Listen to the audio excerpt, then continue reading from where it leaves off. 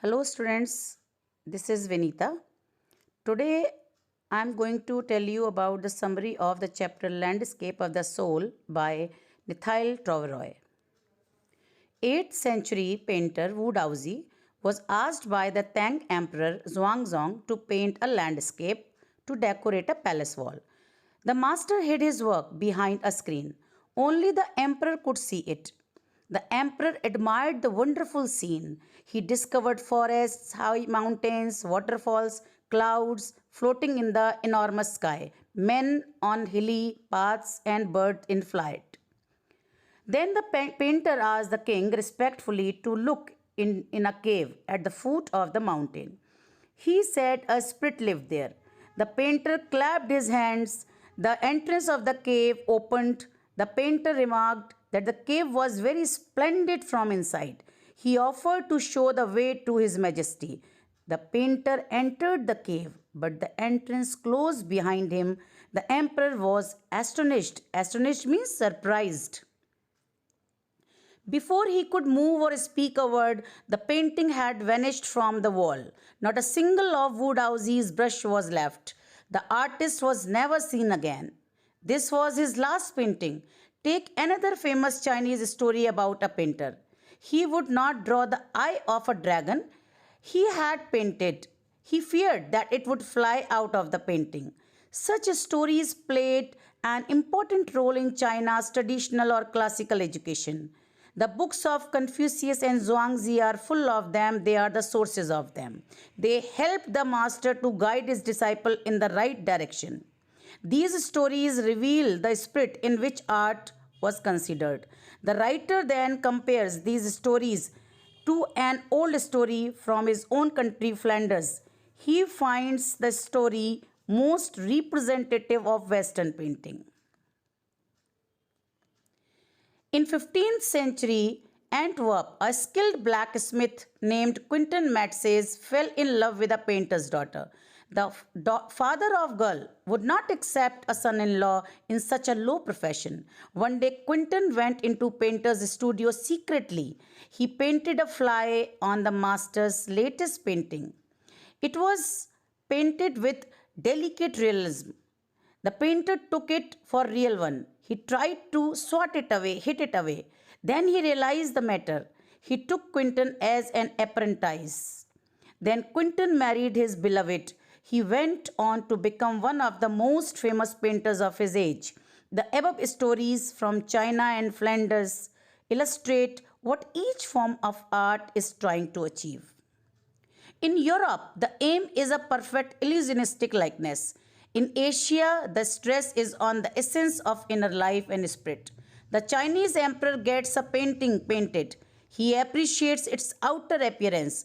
The artist reveals to him the true meaning of his work. The emperor may rule over the reason he has conquered, but only the artist knows the way. The painting is gone, but the artist has reached his goal. He is now beyond any material appearance. A Western painting reproduces an actual view.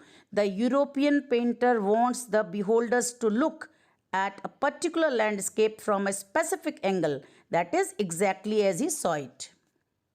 The Chinese painter does not choose a single viewpoint. His landscape is not a real one.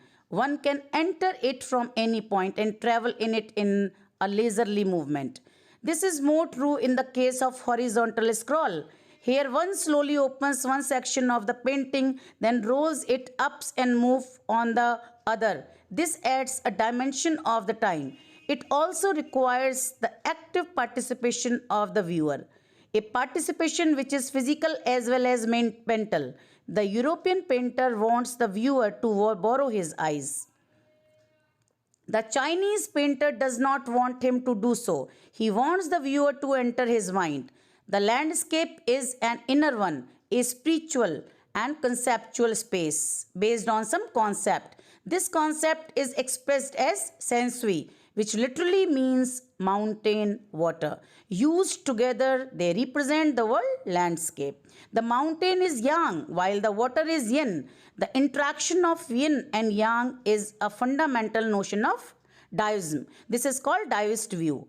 There is a third essential element also, the middle void, which is often overlooked, where their interaction takes place. This can be compared with the yogic practice of pranayam, breathe in, retain, and breathe out. The suspension of breath is the void where meditation occurs. Without it, meditation is not possible. The middle void is essential, nothing can happen without it. Hence, the white unpainted space is very important in Chinese landscape. Man finds a fundamental role in this space between heaven and earth. He becomes the medium of communication between both poles of the universe, means earth and heaven. His presence is essential. He is the eye of the landscape. French painter Jean Defet first created the concept of art brut or raw art in 1940s. Then the art of the untrained visionary was of minority interest. The outsider art has gradually become the fastest growing area of interest in international modern art. This particular type of work is the creation of those who have no right to be artists. They have not got any formal training, yet they show talent and artistic insight. The work of 80-year-old Nek Chand is India's biggest contribution to outsider art. He has made a garden sculpted with stone and recycled material. It is known to the world today as the Rock Garden at Chandigarh. The recently released 50th scene, Spring 2005, of Raw Vision, a UK based magazine pioneer in outsider art publication, features Nek Chand and his rock garden sculpture Women by the Waterfall on its anniversary issue cover. His art has been recognized as an outstanding testimony. Testimony means proof of the difference a single man can make when he lives his dream. The Swiss Commission for UNESCO will be honoring him by the way of a 5 months interactive show of his work. Nek Chand says that walking through garden and watching people enjoy his creation is the biggest reward.